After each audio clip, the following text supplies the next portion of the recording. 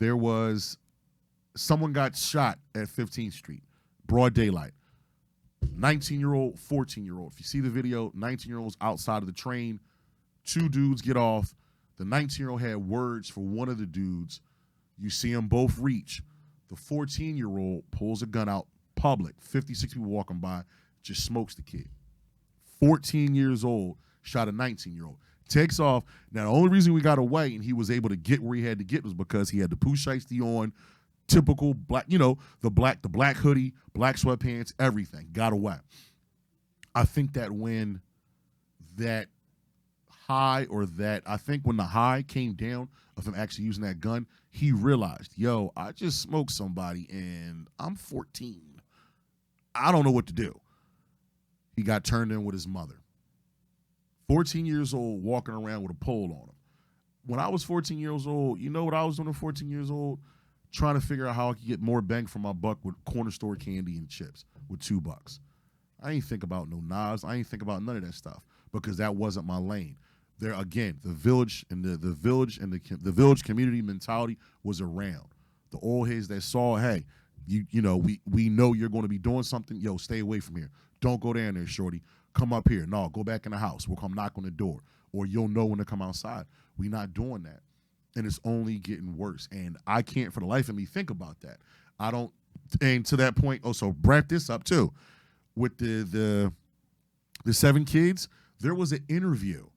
Alex Holly from Fox 29 actually did an interview with one of the mothers. And I wanted to watch it, but when I watched the small clips, and I know how they cut things up, but where this is going to sound messed up. Usually the media, they pick like the most aloof person they can and interview them and ask them the questions and then cut it even worse to make them appear like that. And hearing the mom talk, it's like, why would the lawyer let her talk? Like, I hate this is going to sound super judgy, but whatever. She shouldn't even be seen in public. You need to just be in the courtroom, pay your money, and let the lawyer do it. Let the lawyer do the lawyering thing. I don't know what's going on, but she made a statement and said that she's not a bad parent. Her kid's not a good kid.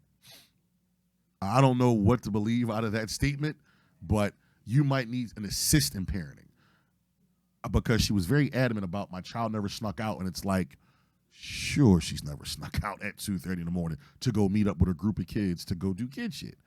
I don't understand. There's got to be an assistant parenting. I don't want to see. This is where I am. Gonna wrap this one up when we're talking about the occurrence with the young lady or these kids. I don't want to see young black kids thrown in jail and the rest of their lives taken away. But there's a saying. There's something I learned a very long time ago. If you want to make an omelet, you got to break some eggs. If throwing football numbers and putting these kids away, again, regardless of color, whatever, if you got to put these kids away and these kids got to realize there are repercussions for every action that you do, then that's what has to happen. I don't care what you tell me, 14, this, that, and the third. The one boy, he ain't look like he was 14. That kid looked like a whole grown-ass man. Whole grown-ass man. They're facing third-degree murder. I think it's up to like 30 or 40 years in jail. It's not, I don't think jail doesn't do anything for anybody because when you go to jail for that long, you come out, you can't get a job because people are scared to hire you because of what you did. But isn't that the whole reasoning for sending you to jail? To try to amend some of the things and to try to walk the straight line. But as you get older and you come out, people aren't going to do it. So again, it's a cycle. You're going to put kids in jail for a good period of their life. They're going to come out with no skills, no social skills, no life skills, no nothing. And then guess what they're going to do when they come back out? Right back to doing the stupid shit. So it's just a cycle that affects everybody.